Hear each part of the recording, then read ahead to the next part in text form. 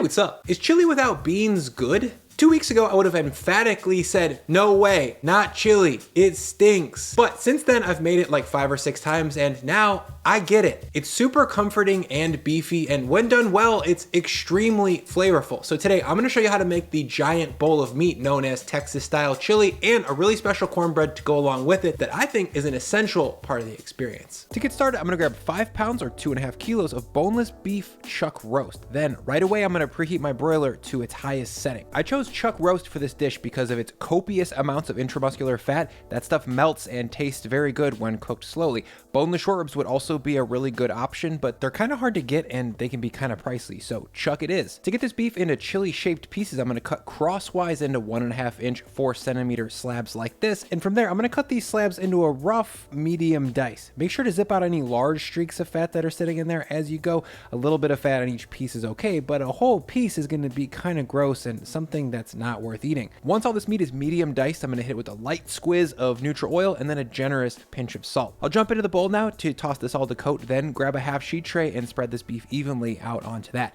Don't worry if it looks crowded on the tray, the beef is going to shrink quite a bit once it starts cooking, and if you see any pure fat pieces that snuck past you, make sure to snatch those out of there. Once that's laid out, the sheet tray is going to go under my broiler for about 15 minutes to get browned off while I sort out the rest of my prep. Most importantly, for chili, we need chilies.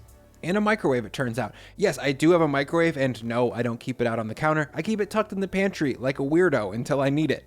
Anyways, I've got 3 varieties of dried chilies here. 20 grams of guajillo chilies, sometimes known as New Mexico, and these ones are super fruity. I've got 20 grams of chipotle chilies. They look like a mummy, but they taste super smoky and fun. And then 20 grams of ancho chilies. These are raisiny and a bit chocolatey and one of my all-time favorites. I'm gonna lay these out on a plate and then pop them into a microwave and toast them for 60 seconds. I used to do this toasting step in the oven, but I got some feedback from you guys that you were burning your chilies and filling your house with noxious, spicy smoke. So the microwave is safer and easier, and the reason we're toasting these in the first place is just to wake up their flavor and make them a little bit easier to puree. Speaking of puree, I'm going to grab my blender real quick once these are toasted, then seed out these chilies. I am aware that most of the capsaicin is in the pith of the chili, not the seeds, but old habits die hard, you guys, and the seeds are coarse and make for a gritty puree, so I'm going to lose them. Once these are seeded out and in the jar, I'm going to top that with 1 box or roughly 1,000 grams or a liter of store-bought beef stock. Behind that goes 3 grams of oregano, 5 grams of coarsely ground black pepper, 10 grams of ground cumin, 3 grams of cinnamon, and 10 grams of cocoa powder. These last 2 are probably not something that a cowboy or cowgirl, cow person would put in their chili, but I really like the intense darkness that they bring. Once everyone's in the pool, I'm going to puree this for at least 60 seconds. When the sauce is transitioned from this watery, soupy orange liquid to a thicker, deep red like this, I'm going to spin it for another 20 seconds or so for good measure, and there we go. With dried chilies, the variety of flavors is just insane, and you cannot get the chocolatey, smoky, raisiny flavors that we are getting here with just any old chili powder.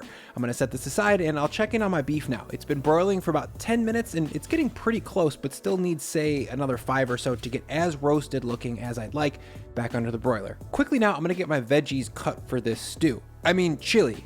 This is a chili. For the veggies, I've got 1 large onion here, and I'm going to give it a rustic medium dice. I'll do the same for 1 whole poblano, and I'll mention that I skipped the jalapenos here because I want a lot of chunky vegetable texture in the final dish, and the heat from that volume of jalapenos would make this chili inedible, in my opinion. Lastly, I'll mince at least 5 cloves of garlic. More is probably more here, so feel free to go bigger. And once the veggies are all prepped up, I'm going to set them aside and grab my beef from under the broiler. This oven method saves me from having to sear the beef to develop flavor. The stovetop way is usually super messy and smoky. It would take at least 20 to 30 minutes of active work to get done. This way I can prep the chili puree and cut the veggies while the beef is just passively getting more flavorful under the broiler. Efficiency is cool. Now to cook this thing, I'm going to preheat my 6.5 quart Dutch oven over medium-high heat, then lower my oven temperature from broil to 275F 135C. As soon as this Dutch oven is hot, I'm going to hit it with a long squeezer of neutral oil. In goes my onion and poblano mixture, and then immediately I'll hit that with a strong pinch of salt. I'm going to stir to get that combined, and then I'll cook this over medium-high heat for 4 to 5 minutes or so, or until both veggies are getting a little bit of caramelization and the bottom of the pot is starting to glaze up. Next in is the minced garlic. I'll stir that in and continue to saute with everything else for about a minute or so, or until it's smelling fragrant and just starting to take on some color. The next thing in is all of the chili puree that I made earlier, and right away it gets kind of hot and ploppy, so stir to combine and then turn the heat down to medium-low so that chills out. Next in is 50 grams of tomato paste. I'm skipping the step where I bloom this out with with the vegetables because there is so much going on flavor-wise here that it literally will make no difference if I do it or not. Once the tomatoes stirred in, I'm going to scoot the whole sheet tray of beef in, drippings and all, and make sure to scrape up any fondy stuff that might be stuck to the pan as well. The chili puree plus beef is looking a little bit thick to me at this point, so I'm also going to add in anywhere from 300 to 500 grams more of stock. I couldn't safely fit this much more stock in the blender jar earlier without blowing the top off and getting hot liquid everywhere, so I just eyeball the last bit of moisture. Now the lid goes on and I'm going to load it into my oven and braise it at 275F for 90 minutes. 90 minutes later, I like to come back and check in to see if things are doing what they're supposed to. I use 2 forks to check in and see how much resistance there still is in the muscle of this meat, and as you can see, there is still some resistance. This needs more time for sure. Also, as you can see, there is a gross amount of beef fat sitting on the top of this chili, and I will let you infer what would happen to your guts if you ate that much rendered spicy beef fat. To get rid of it, I scoot a ladle around the edges of the pot, and the fat gets pushed to the outside and then kind of just drops into the ladle. A big spoon would work, but the high angle of the ladle makes it a lot easier. That is a lot of fat. Wow.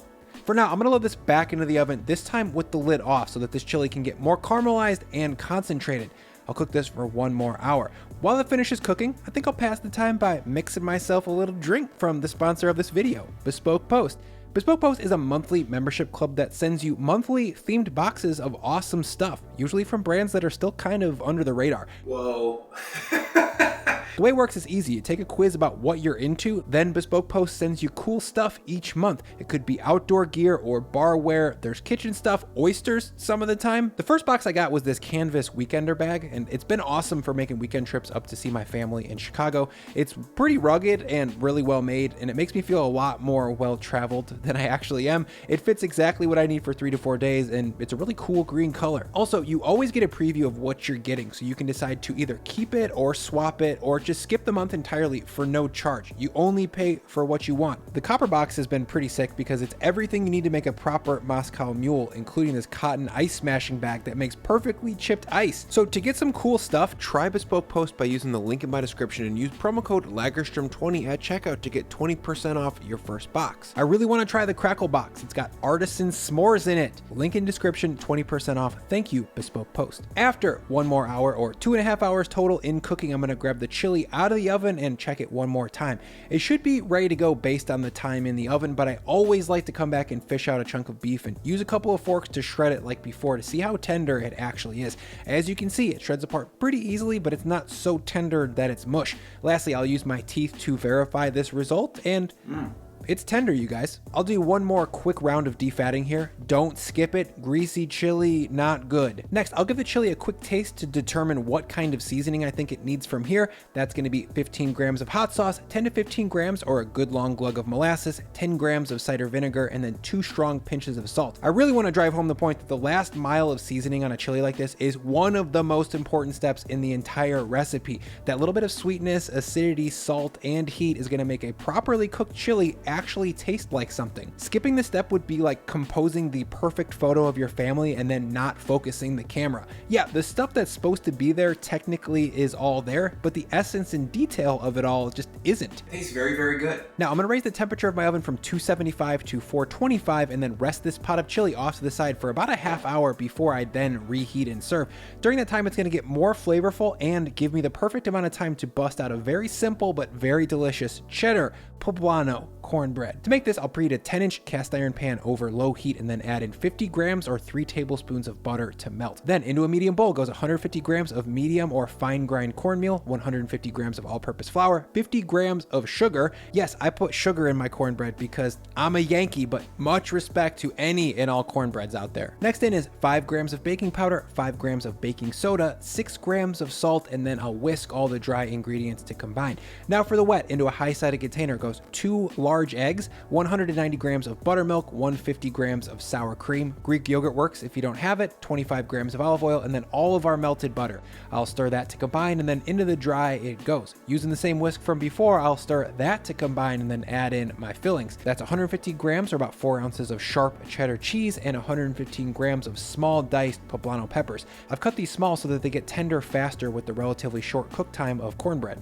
I'll fold in the cheese and the peppers, and that's literally it. 5 minutes of prep and we've got the batter for super dope cornbread. I'll scoop that into the buttery cast iron pan from before, then I'll smooth it out and then load into a 425-degree oven to bake for 18 to 20 minutes. After a brief but cool looking time lapse, it's time to pull this thing out.